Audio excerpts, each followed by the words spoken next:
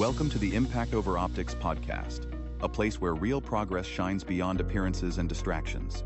Here, voices from across industries come together to share wisdom, stories, and strategies that remind us what's possible when purpose leads the way. Because true progress is not measured by how it looks, but by the impact it leaves behind. Let's get started.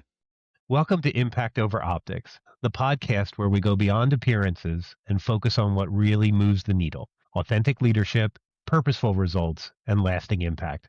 I'm your host today, Jim Viscusi, and today I'm joined by Ramin Mohajer. Ramin is the Deputy Director of Organizational Development for the Alliance for Decision Education. His role focuses on staff learning and implementation of decision science concepts and tools. Since 2012, Ramin has held various leadership positions at educational nonprofits, including as the Executive Director of Upspring, a nonprofit serving homelessness youth based in Cincinnati. Prior to moving to the nonprofit world, he was a corporate attorney at two large firms in New York and Philadelphia. A native New Yorker, Ramin now lives in Center City, Philadelphia, with his wife and their three children. In addition to decision making, he's passionate about food, travel, and sports. He coaches youth sports and serves on the board of Skilladelphia, a local girls basketball organization. Ramin, welcome to the show. Thanks so much, Jim. Great to be here. Oh, I'm so excited to have this conversation with you. For our listeners, Ramin and I have had many opportunities to work together, as I am very passionate about decision education and work with the Decision Alliance as much as possible. But what I'd really like is for Ramin to have a moment to tell us about the Alliance and the work that you do there. Sure. Yeah, so the Alliance for Decision Education is a national nonprofit and field builder. Our mission is to improve lives by empowering youth with the skills and dispositions they need to make better decisions. And really, what we're after is to make decision education part of every student's learning experience. There's so much incredible knowledge out there about how to make better decisions from various fields, and we try to distill those main lessons and bring them to K through 12 youth, where it's really, an untapped market. There's very little explicit decision making instruction happening in schools, and we really feel like it can make an incredible impact on students' lives now and as adults if they are learning this work from an early age. Yeah, that is really fantastic. I am 100% behind that mission. But for everybody who's listening, when you say you talk about a better decision or a good decision, what does that actually mean in the context of how the Alliance is bringing things forward to these youth? Sure. Yeah, we really focus on the quality of a decision by looking at the process that was used to make the decision much more than the outcome. Unfortunately, what often happens is that we look directly to the outcome of a decision, and that is how we judge the quality of it. So if it worked out well, we think it was a good decision. If it worked out poorly, we think it was a bad decision. But it's much more nuanced than that. You could have everything perfectly thought out and have followed all the steps of a good decision-making process, and something out of your control or something unexpected can come up. Sure. And vice versa. You can make a really shoddy, impulsive decision and it can turn out well, but that doesn't necessarily mean it was a good decision. So we really want to focus on process. And it can actually be quite liberating, because you know that if you had a good process, if you went through the steps, and were informed and thoughtful, and if it doesn't work out, you don't have to beat yourself up over it, because a lot is out of your control. Yeah. I mean, that's one of the great things that Annie says. She talks about the fact that and when I say Annie, I mean Annie Duke, who was the founder of the Decision Alliance.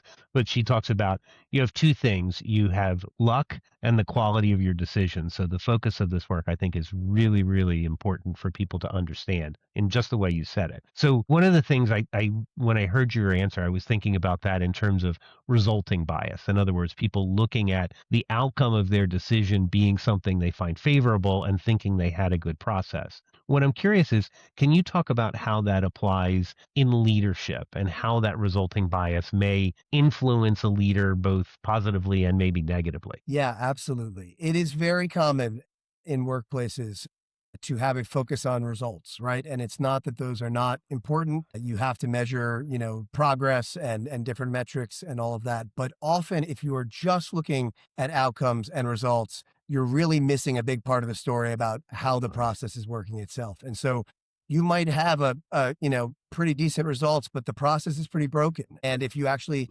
examine your process, the results could be that much better. And also, on the flip side, you could try something out and have it not work and just say, well, we tried it, it didn't work, and leave it at that, instead of doing more of a real examination into why might it have not worked. Was it a factor in your control or not in your control? Could a variant of it work? And that can really dampen innovation in companies, right? Because if you have this fear of, well, if something doesn't work out, it's going to be deemed a failure or a bad decision, you can imagine the impact that has on all the people that work there and on the culture. And so what we try to have at the Alliance, and what, we really celebrate at companies that can do it, is that focus on process and on seeing some decisions that work out poorly. Those can be learning opportunities that could be out of your control. And again, it's not telling the full story to just look at how many sales did we get or how many new customers do we have and all of that. And so you really want to take more of a comprehensive approach to make sure you're getting as many nuggets of truth as you can find. Yeah, that's awesome. I know, though, in a business world, when you talk about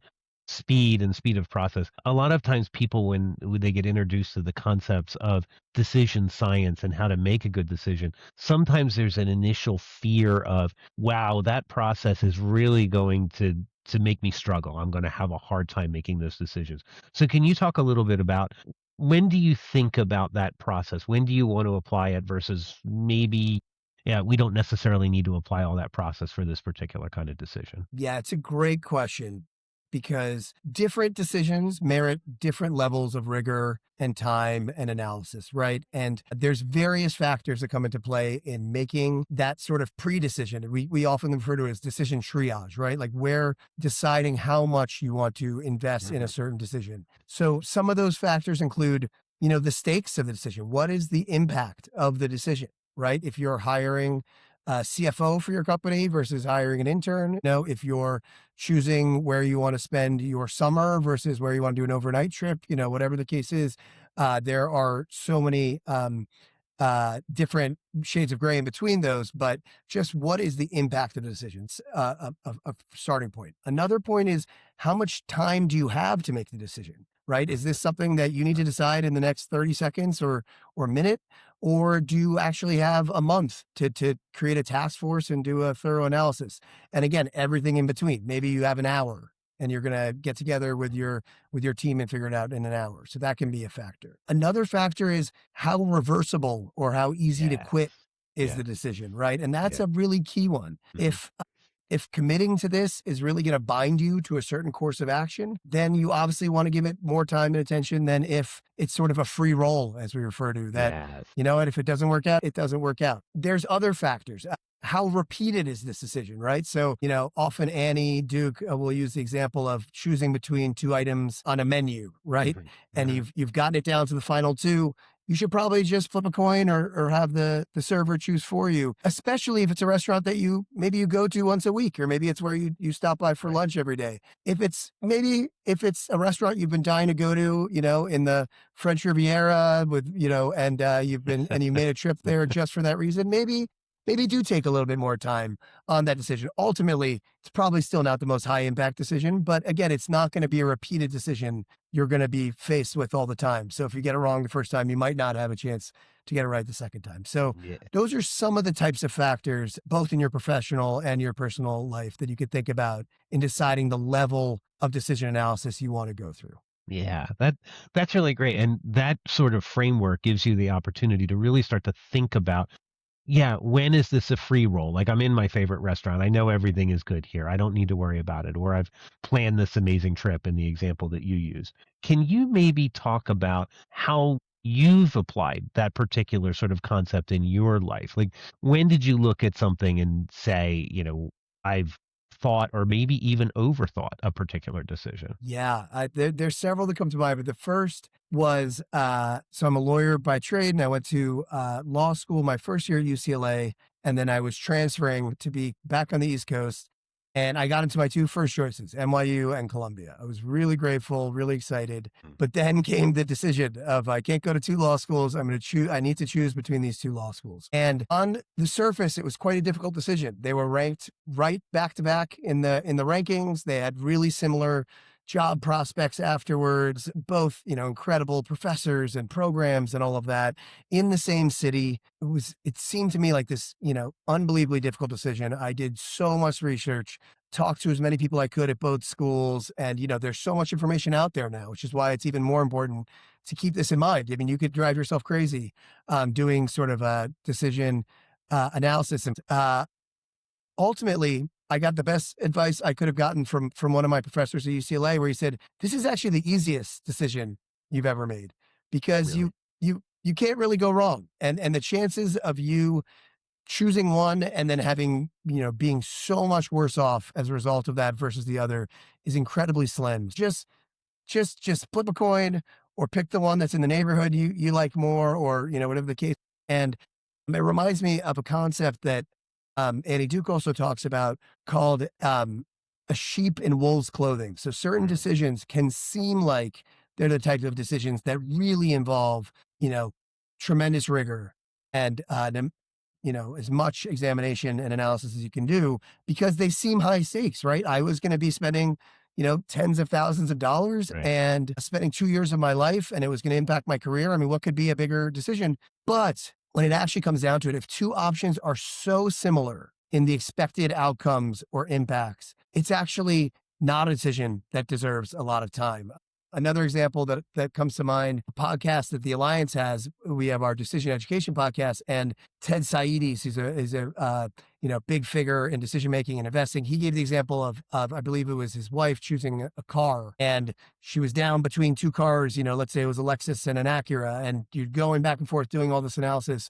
The chances that you're going to be meaningfully happier with one of those cars versus the other in a year is so unlikely, right? If you've gotten it down to these final two and everything looks so similar, then just go with the one that has the color that you like better, or whatever the case is. Because even though it's a lot of money and you're spending a lot of time in your car, ultimately, the difference in potential outcome is very small. Yeah, that's really great. And thank you for mentioning the podcast that the Alliance does. We'll certainly link to it in the show notes below. That would be great. It's a great resource for decision science education. So what you actually talked about, what I heard, what you're talking about, is you're looking at this process that you're thinking about. And sometimes we can get so lost in the process. But in some ways, we do want to think through the process and think about what might happen. Like in the intro podcast for this section, we talked about a pre-mortem, thinking ahead to what might go wrong.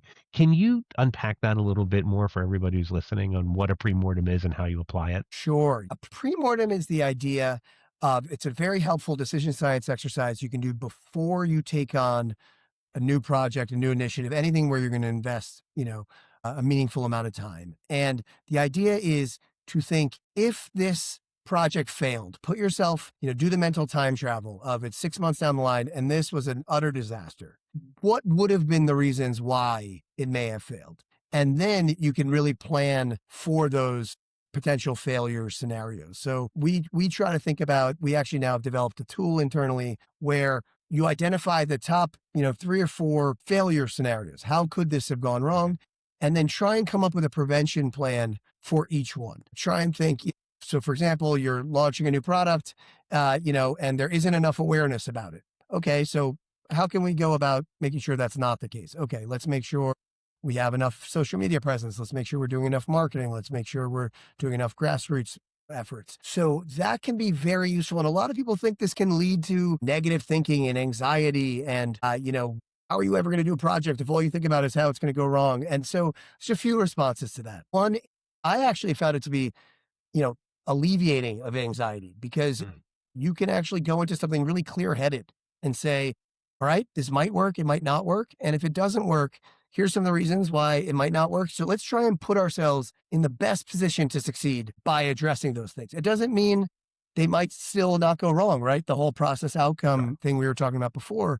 But if you can at least put yourself in the best position to succeed, that can actually really alleviate a great deal of anxiety and be quite liberating. A couple other things that are interesting. There are some variants on a pre-mortem that you can run. One is often referred to as a pre-parade or a pre-celebration. There's different terms that people use, but That's nice. doing the reverse. Same mental time travel, but it was a smashing success, right? This thing just hit it out of the park. And then thinking, why might that have happened? And then trying to actually create the conditions to make that, success scenario happen. Another idea, I believe it's Gary Klein, has come out with this idea of a double-barreled pre-mortem, which is the idea of if you feel like a pre-mortem might, in your context, might be causing you to be too risk averse, like because you're focusing on the ways in which something might fail. Also doing a pre-mortem on what if we don't take action? So, how could things go wrong by not taking action so that there isn't sort of a bias towards inaction, right? So those are some ways that you can really bolster the pre-mortem you're doing. But, in most cases, just doing that analysis, and it can be, depending again on the stakes of the decision and all those factors we talked about, it could be an hour-long meeting, or it could be something you jot down on a piece of paper if it's a smaller decision that you're making, that it's just, something you're thinking through. So some of this is not just deciding, am I going to apply this tool or am I going to follow this process, but also what version of that process is merited by the facts in this case. I love those, the what does wild success look like, envisioning, and those elements that you put in place really give you a way to think about how somebody could put these tools, these techniques in practice for each other. One of the things I do want to make sure we touch upon is when you're doing a pre-mortem, when you're thinking about failure scenarios, one of the things that we're sort of doing in that process is thinking about what might go wrong and when I might decide I don't want to continue this project. I have pre-decided that. Annie Duke actually has a book. It's Quit, right? Right. So can you sort of walk everybody through, especially like maybe a personal example, what is quitting and how do you teach it? And then maybe how do you guys apply it at the DA? Yeah, sure. So with quitting, there's a real societal, a lot of connotations with that term that are generally negative, right? We view it as, you want to stick with things and quitting is for losers. And if you're, all of that. And what Annie really does in that book is turn that on its head and show that as a society, that can be really misplaced. And that obviously there's times where you want to have grit and perseverance and all those things. But if the data shows that you should stop doing something, you should stop doing it. But often that's really difficult for a variety of reasons. There's something called sunk cost bias that, probably a lot of listeners are familiar with, where the more you've invested in something, whether it's time or resources, the harder it is to stop doing it. There's also a concept of the endowment effect. Once you own something, right? Once a project has become your baby, it's much harder to step away from it. There's other related concepts around loss aversion and other things that all really make it often very difficult for us to stop something. And then you think about sort of reputation and perception. And what if I'm that boss who's always stopping things? What about all the people who worked hard on it? Or you're a politician and you staked your claim on this big new project and it's clear it's not going to work out, but you really don't want to, own that. And you want to just keep investing in it in the hopes that it'll turn around. For a variety of reasons, quitting can be quite difficult. And one of the really effective strategies for that is called kill criteria. Yeah. And there's a related, idea of tripwires that comes up in the book Decisive by the Heath brothers and in other places. And the idea behind it is in advance, before you begin, that is the key. You need to come up with some objective metrics that are specific and time bound, right? So we will have X number of customers by June 1st. It can't be vague and we're going to be doing pretty well sometime this summer. It needs to be, specific, time bound. And then you can hold yourself to those in advance before all of those biases come into play. And so then June 1st comes and you could say, all right, do we have the number of customers that we thought we were going to have? And if you don't, that could be a really good indication that you should quit or at least pivot and maybe change things. Whereas if you don't have those kill criteria in advance, it's much easier to do mental gymnastics, right? And to say, oh, well, yeah, but X, Y, and Z, let's give it another quarter, all of that stuff. So those are some ways that you can really try and be more effective about quitting. Yeah, that kill criteria. My partners who are going to listen to this podcast will probably be rolling their eyes because this was a lot of the stuff that I was bringing up as we were talking about starting this whole process in the first place. It's kind of amazing. So do you have an example in your life of where you had to maybe put a kill criteria in place or maybe didn't put a kill criteria in place and it cost you some time and energy you could have otherwise better spent? Yeah, I do actually. As I mentioned, I'm on a, second career. I was a corporate attorney for several years. And, it's a wonderful profession. And for a lot of people, it's a great fit. But for me, it wasn't. And I knew that pretty early on, I would say by maybe the second or third month. And I ended up still working at 2 law firms. And, I obviously gained a lot from the experience, but that was time I could have spent doing something that was a better fit for me. And it's really difficult, right? You've spent all this time and energy in law school and resources, and then you start working in a firm, you think about all the work you've done.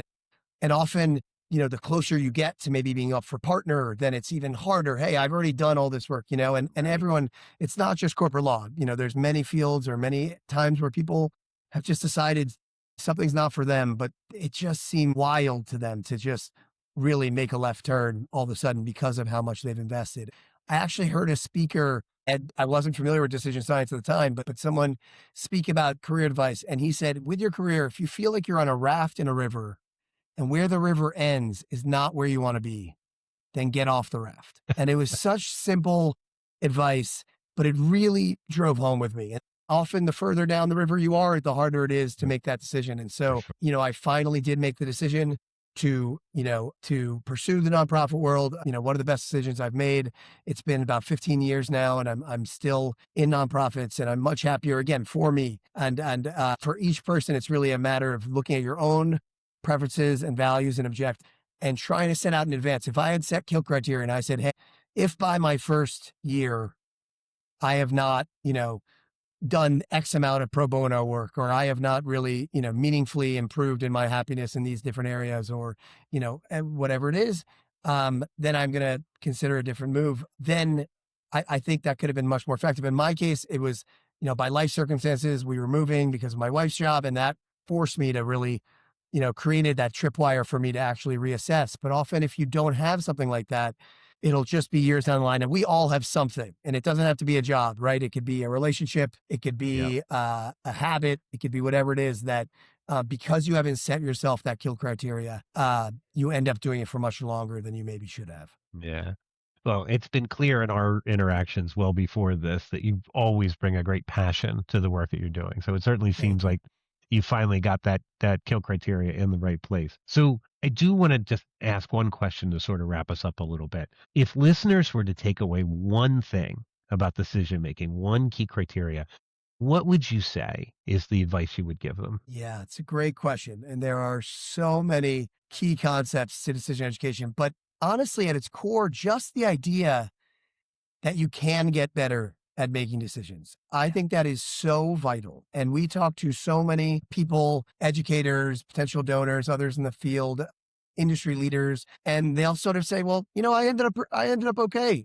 And, I made decisions without learning any of this, but, and that could turn out the case. And we talked before about outcome versus process and results and all that. But just knowing that there is a whole body of knowledge out there about how to make better decisions. And as you said before, life comes down to luck and the quality of your decisions. You can't control luck, but you can control the quality of your decisions, not how they turn out, but the quality. And so why not invest in that? Why not give that your time? Why not have this be something that we're teaching students? Why not have it for all leaders, right? We often say if everyone was even 5% better at making decisions, think about the ripple effects of that. If every CEO, if every politician, if every parent were even 5% better, think about what an impact that could have. And so really that idea of you can get better at it, so why not invest in it? Why not invest in it?